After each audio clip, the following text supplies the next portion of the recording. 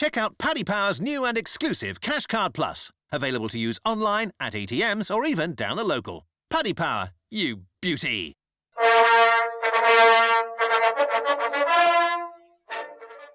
We've got some new music this week on the Monday Postcast. I'm Maddie Plale. I'm joined by Nick Watts on the sofa and Brendan Duke and Frank Hickey from Paddy Power across the Irish Sea.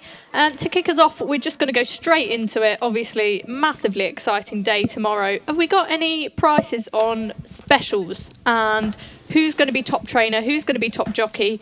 And especially, I think people will be interested in those without O'Brien and without more markets. Frank, we'll go to you first. Yeah, if you give me 1 minute there to pick them up. They're the one thing I don't have ready. Organisation, that's all right. Do you think anyone could topple Moore and O'Brien in champion trainer and champion jockey?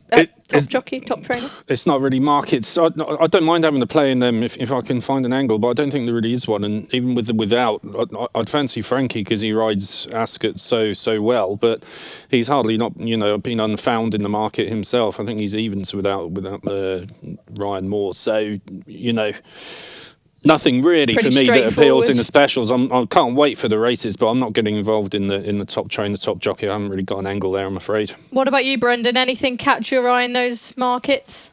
No, again, like Nick, it's not something that I find massively appealing. I thought I saw okay.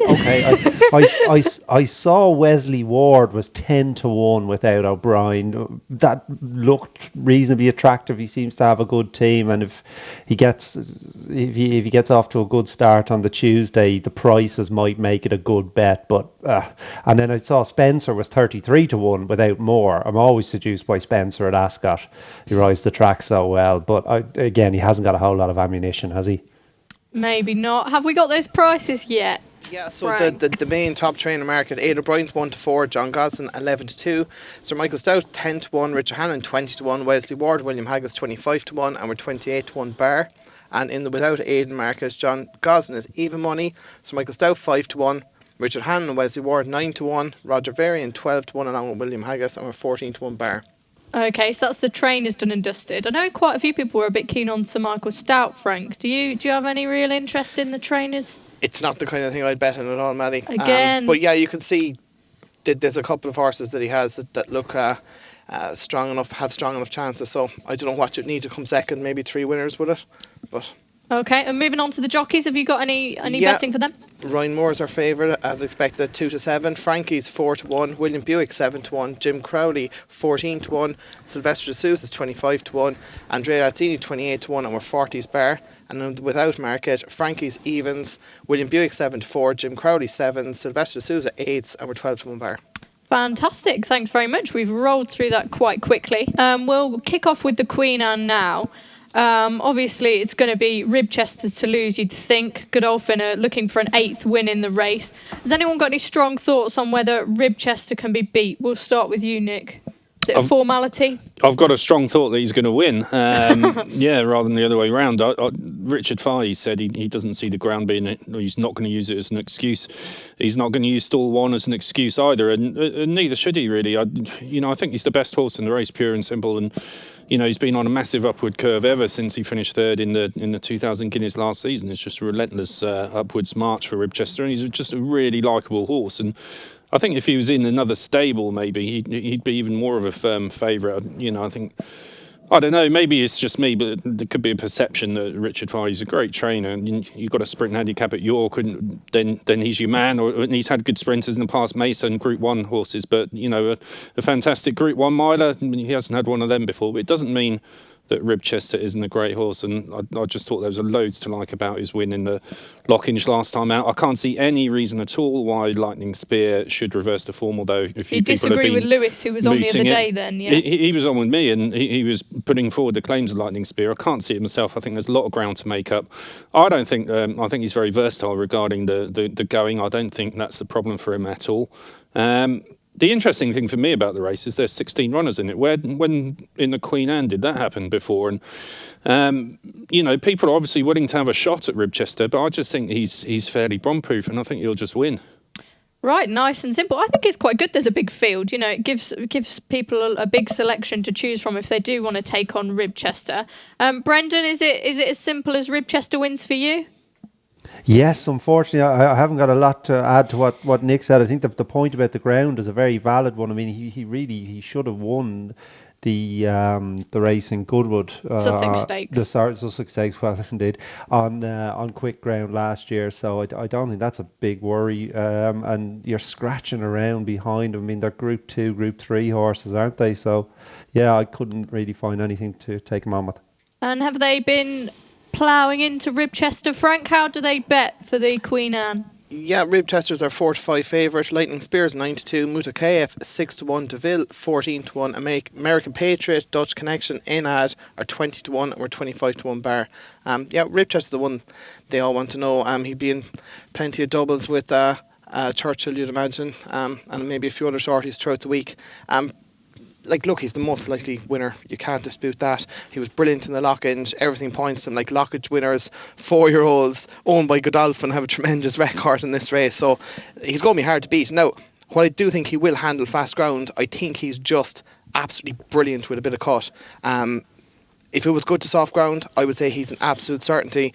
But with the ground being fast, I would give a massive each-way squeak to Muta KF. I'm not sure if he can beat Ribchester, but you only have to go back to last year. He put up a decent performance, win the Summer Mile over this course distance, and he ran a belter in the Juddmonte at York over two furlongs further when he was behind Postponed and Highland Reel, and he was hampered in the closing stages. He may well have been second in that race. If he could run up to that form, he would give Ribchester a right race. And on his favourite fast surface, he's as big as 8-1 out there. We're under him a little bit. I think he's an each way bet to nothing. And you don't worry that he's not had a run at all.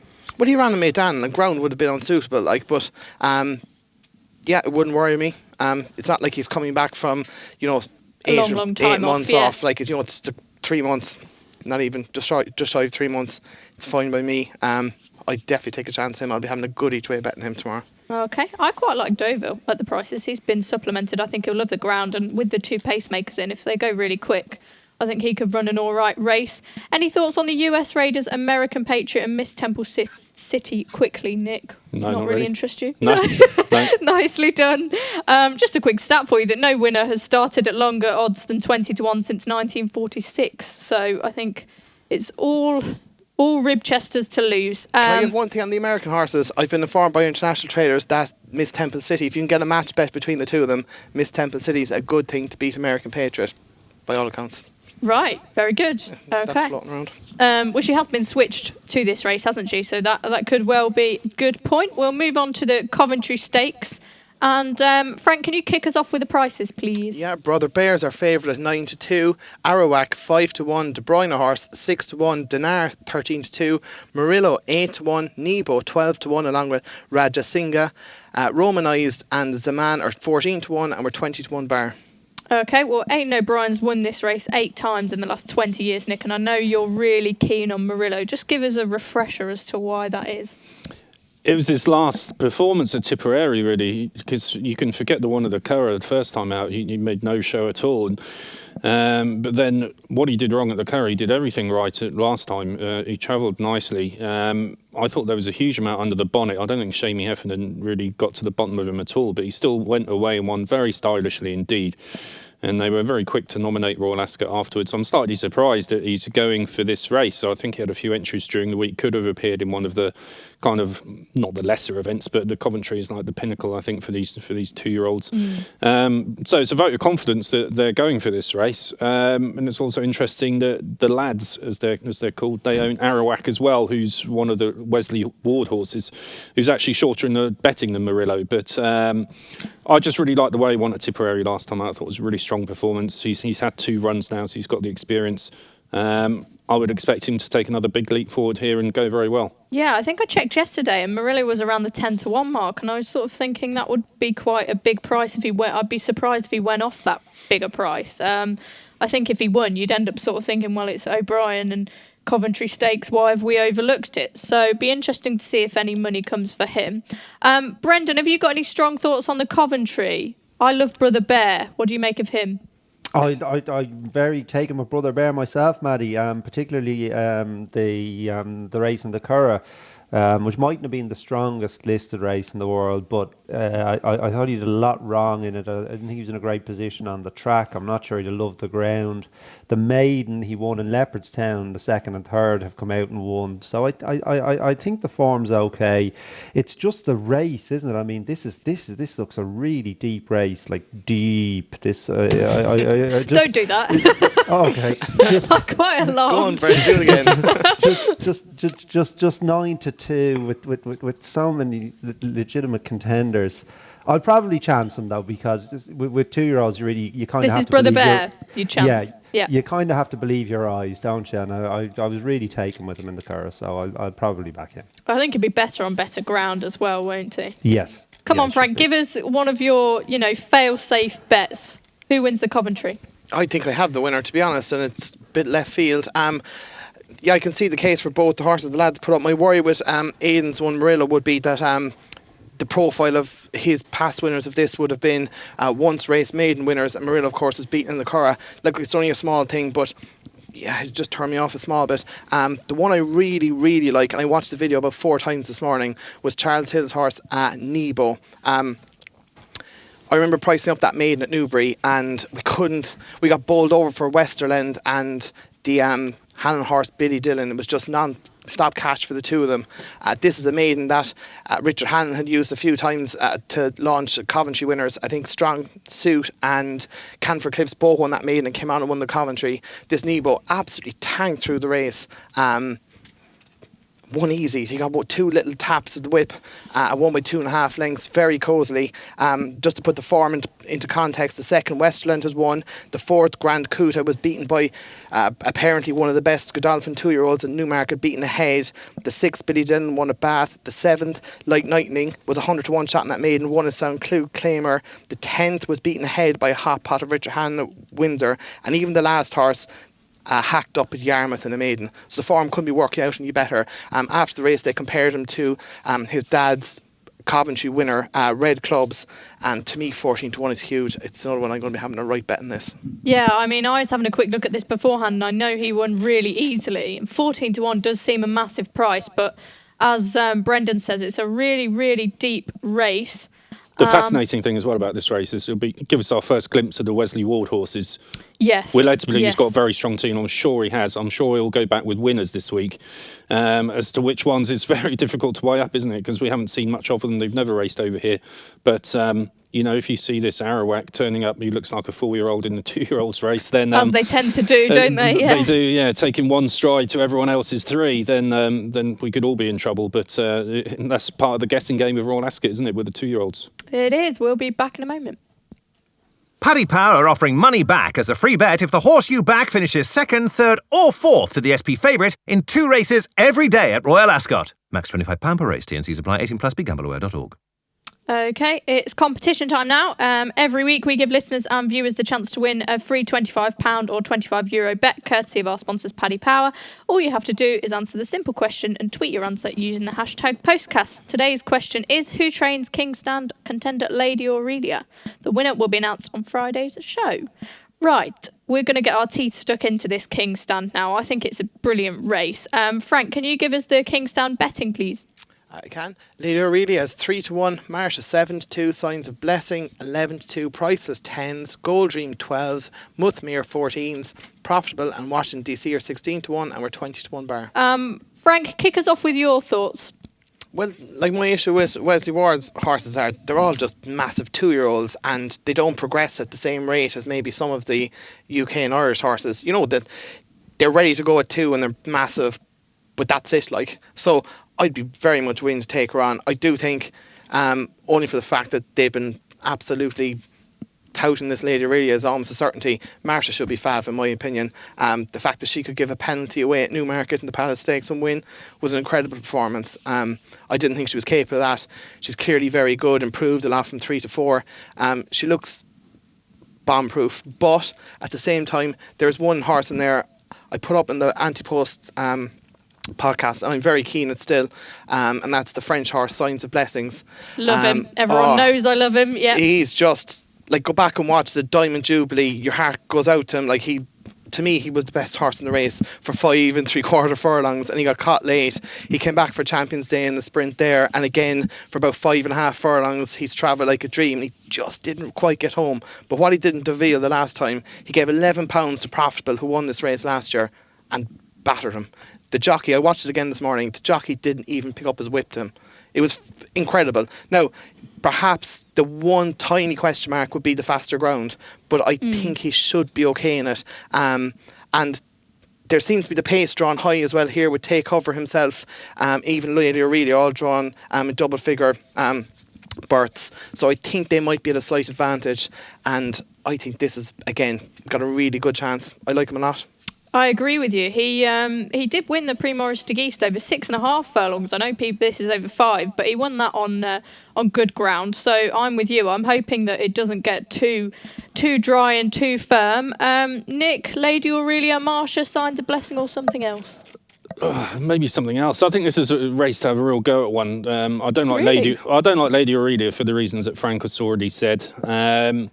And there's some good horses hanging out with really big prices here, double figures. Gold Dream is one that catches my eye because he's won the race before 2 years ago in 2015. He missed out last season, 2016. It's a bit of a write-off for him, but Robert Cowell reckoned that I think he took him over to Meydan and he never really got a break into him. Subsequently, he was never at his best. But there's just signs to me in his first couple of races this season that he is coming back to something near his best. He ran well in the Palace House, third behind Marsha there. Ran really good race in the Temple last time. And with this weather forecast and the predicted fast ground, he's going to absolutely relish that. So I think 12 to 1 is a great each-way price for Gold Dream. I wouldn't be surprised to see a big run from Cotai Glory as well. He's a bit of an old favourite of mine, almost won the race last season on what apparently was the wrong ground for him. And I'm led to believe he works with Batash at home, a horse of Charlie Hill's who absolutely sluiced up at Sandown at the weekend. So, I wouldn't be surprised. He's a bit of an old rogue, and when you expect him to do it, he doesn't. So he's one to chance at a bigger price, I think, because he has got it in the locker to run a big race in something like this. So a couple of each-way stabs for me. I'm with both of you in that I'm avoiding Lady Aurelia. Her performance last year was spectacular, but I just think she's not faced anything of this calibre of opposition so far. Brendan, are you skating away from Lady Aurelia, or are you going to get stuck in? Well, just at the price, I think Frank makes a fair point. I mean, that was such a huge effort from Marsha in Newmarket. I think she should probably be favoured on the back of that. But like Nick, there's a good chance you'll get 4 places here with at least one or two. We are 4 places, Brent. Straight away. There's one. Good eggs, Paddy Power. So 4 places. Gold Dream for the reason Nick said, and Alpha Delfini, whose brother, of course, continued to improve until he was about 15. So he's only had 14 runs. I wouldn't be surprised to see him run well at a big price. So I might chance the 2 of those each way. Okay, plenty of value to be had in the King's Stand from our perspective then. We will move on to the St James's Palace Stakes now. The 2,000 guineas winner has won this race 6 times since 2002, including 3 of the last 4 years. Do we think Churchill can emulate Glen Eagles? Frank, what do you make of Churchill? Do you think, similar to Ribchester, he's bomb-proof, and can we get some prices as well? Yeah, he's age 13, Barney Roy 9-4, Thunder Snow 8, 20s Lancaster Bomber and Rivet, 33 to 1 bar. Look, I think I was reading something this morning that Aidan has had 3 dual Guineas winners go for this race, and they all won. I know I am a big fan of Barney Roy, and he was unfortunate in the 2,000 Guineas at Newmarket, taking a false step and nearly coming down and still only beating a length. But I do get the feeling that Churchill improved about £5 anyway in the Irish Guineas, which means Barney Roy will have to step up again. Now, he's only had the 3 ones, so it's very plausible that he could. But for me, I think Churchill will probably just be too good. But these 2 are, in my opinion, a mile clear of the rest. Okay. Yeah, they're 2 very good calls, but I think Churchill will just about do it. Yeah, he is. He's kind of hard to oppose, isn't he? I mean, I said once, you're led into questioning him, and then the moment the race starts, I mean, even at the Curry, Ryan was asking him, and then he picked up sooner than he thought he would, and it just all looked so easy. Nick, are you reluctant to take on Churchill? Yeah, I'm not going to take him on at all. I thought he doesn't always look the most visually impressive. I mean, that's been discussed quite a lot, and he only just does enough. But that's probably what enables him to keep going in these Group 1 races and build up a sequence like he has. But even for him, I thought he was quite impressive in Ireland last time. I thought he won visually. He looked more impressive than he normally does. Probably wouldn't have loved that ground either, would he? No, but he put the race to bed very, very quickly. And I know connections Barney Roy are, fairly confident they might be able to turn the tables here. But I think whatever Barney Roy produces, Churchill will just produce that bit more. And I think I said it last week, whether he's still in front of these at the end of the season, I don't know, but I think he's got an advantage over them at the moment, and he'll show that again tomorrow. Okay, Brendan, Churchill? No, I'm going to have a small bet on Barney Roy. The prices have closed up since we did the Ascot preview, but I still think they're slightly wrong. Interestingly, I didn't think he improved all that much at the Curragh like the lads, but I see the RPRs give it a £4 better performance. I suppose it was easier to run a bigger figure at the Curragh because Newmarket was such a mess of a race. I mean, it's a fair point. Like Churchill probably wasn't helped by the way the race was run in Newmarket either, because he would have liked a stronger gallop to run at. But he certainly wasn't as inconvenienced as poor old Barney Roy. And it was only Barney's fourth run of his life. I would have them a little bit closer in the betting than they are, so I'll chance him. Do you reckon, Brendan, he might actually drift out to a price where you could back him each way tomorrow? Well, I mean, even so say he goes 5-2. I don't know will anyone go a quarter, but I mean, even if they are a fifth, so I mean, it's nearly inconceivable he could be out. There is a bit of 5-2, but I was wondering, would he get to like? There's no chance of getting to 130 or 70. Well, right now. they'd have to. It's hard to believe anyone backed under Snow. Well, maybe it's just a horse I completely underestimate. But they'd have to smash into Churchill, which is possible. But even a 5-2, you're losing 50 cents. You're effectively turning them into a 6-1 shot if you back them each way at 5-2 a fifth. So that's a pretty sound bet, a disgusting bet. Like I wouldn't be able to look above you. I wouldn't be able to look above the eye when I put that bet on. But if you can put your conscience to one side, that is a knock in each way bet, yeah. And obviously Churchill's going to be in a lot of these multiples, but more of that in a moment. Paddy Power are offering money back as a free bet if the horse you back finishes second, third or fourth to the SP favourite in 2 races every day at Royal Ascot. Max £25 per race. T&Cs apply. 18+. BeGambleAware.org. Okay, now we move on to the Ascot Stakes, which is more my territory. It's basically a flat Coral Cup. Speaking of the Coral Cup, Thomas Hobson and Who Dares Wins both ran in that race. Obviously, there's a lot of these jumpers coming back over the flat. I've got a really, really strong fancy in this, but we'll go to Frank first and ask him about the prices for the Ascot Stakes. Yeah, Thomas Hobson is 11-4. Who Dares Wins 11-2. Beyond Conceit 8-1. Magic Circle 11-1. Rainbow Dreamer 12-1. High Secret, Endless Acres and Ocean and Cartwright are 14-1, and we're 16-1 bar. Is this one of those races that you get stuck into, Frank? What do you make of it? Oh, this is the kind of stuff I love. We're actually paying 5 places in this race as well, but like these handicaps there, yeah, I can't help myself. I have to get involved, and generally would have at least I'd probably have 2 bets in this, and there's 2 that stick out to me a mile.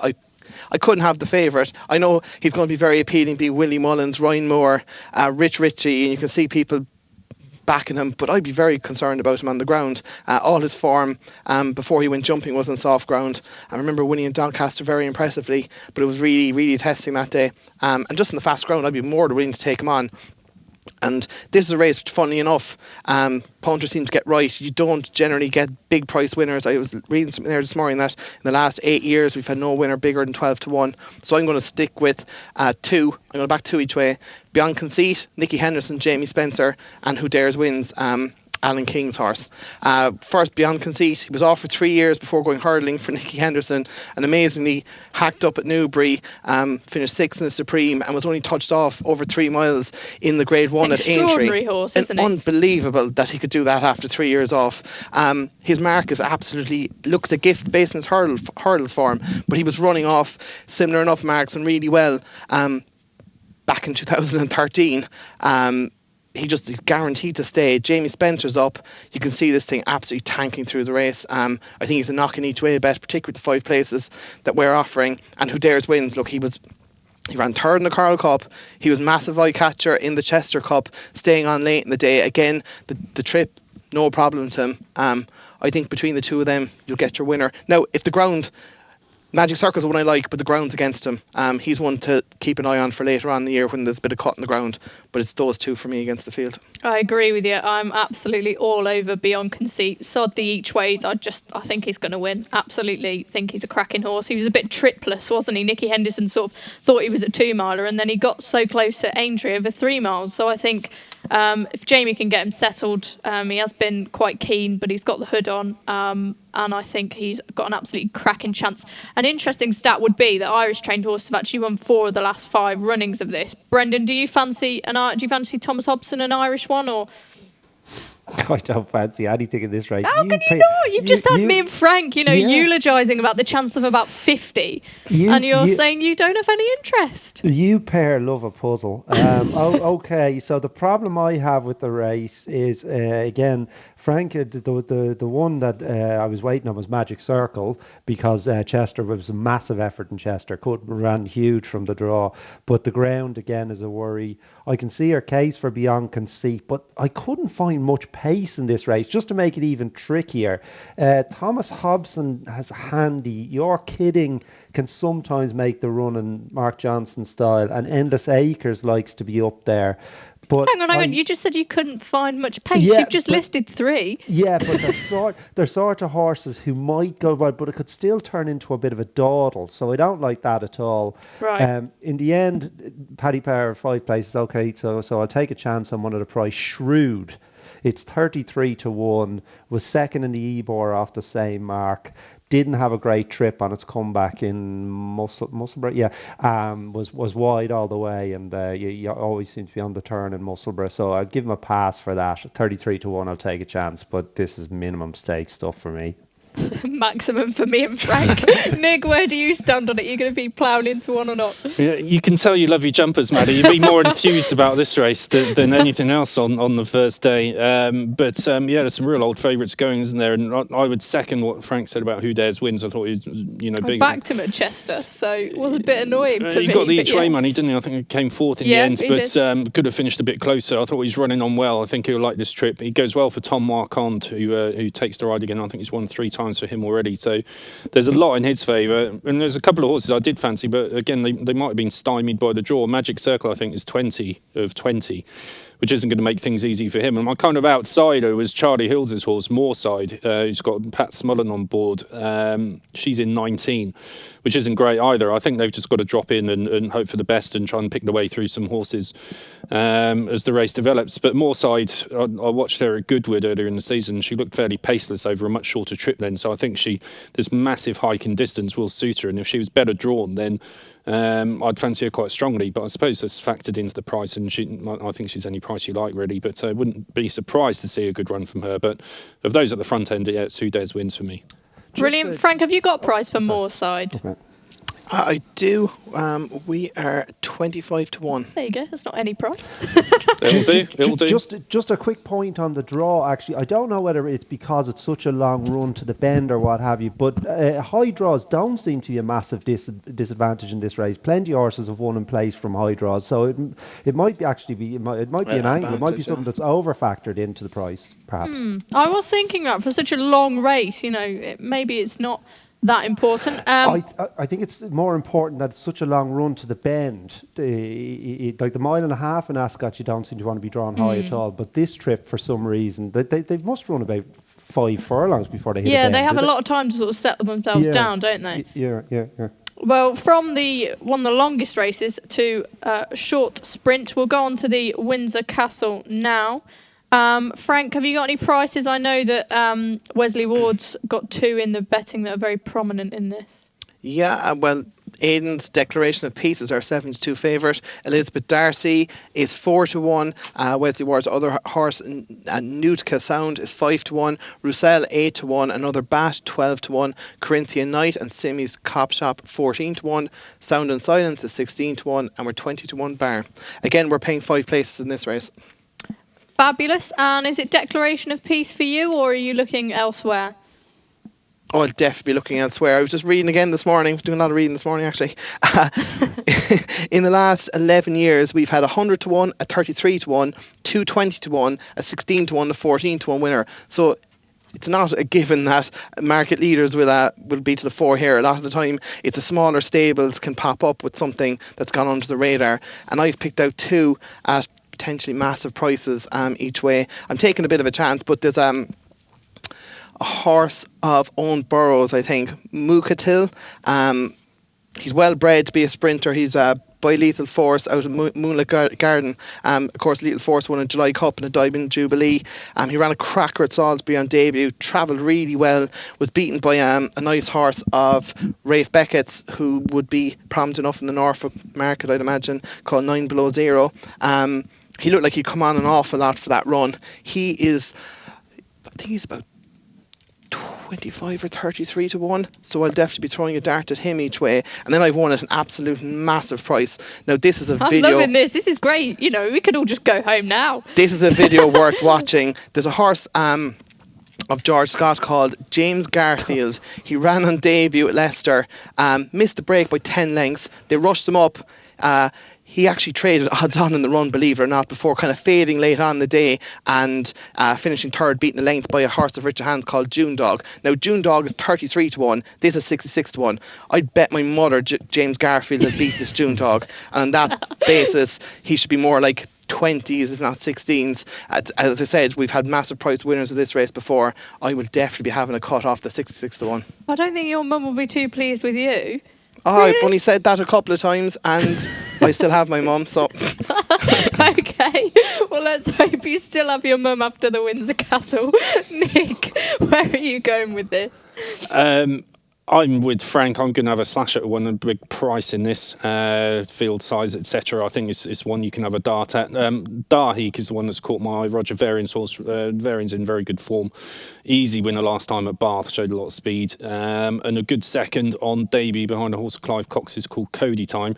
Only disappointing run came in the middle at Chester and drawn a little bit wide and slightly softer ground. Probably didn't suit it by Society Rock, who won the Diamond Jubilee a few years ago at Royal Ascot. So I think... Not sure Frank will be able to elaborate. I think he's about 25 to 1. That would do for me. I think we're 33 to 1. 33, there we go. Okay, Brendan, over to you next. Anything at massive prices, or are you going to go for something at the head of the market and go away from the rest of everyone else? No, this is just a scandal, Maddie. Imagine picking out a 66 to 1 shot and someone beating you to the punch. I mean, I would just add. I did hear some sort of noise come from your end. end. Well, I was taking it back. I would just add to Frank's very legitimate points about James Garfield that the Wesley Ward pair are drawn 1 and 11, so quite possibly high is the place to, or sorry, the far side is the place to be. And this horse is by Exceed and Excel, who has an exceptional record on the straight course at Ascot. So he was the one I was giving it squeaked at a price. There you go. You've got plenty to go on in the Windsor Castle. Quickly, I'll do a quick round robin now. This will not be beaten. Who is your nap for day one of Royal Ascot? Nick.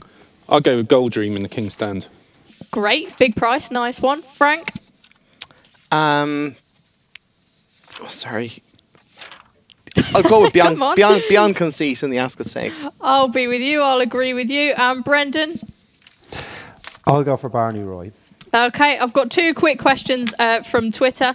Darren Hughes asks, why hasn't D'Souza been given a big job or some sort of retainer? Obviously, he had the 6 winners on Friday. He's riding like a man possessed at the minute. I think he's nigh on unbeatable.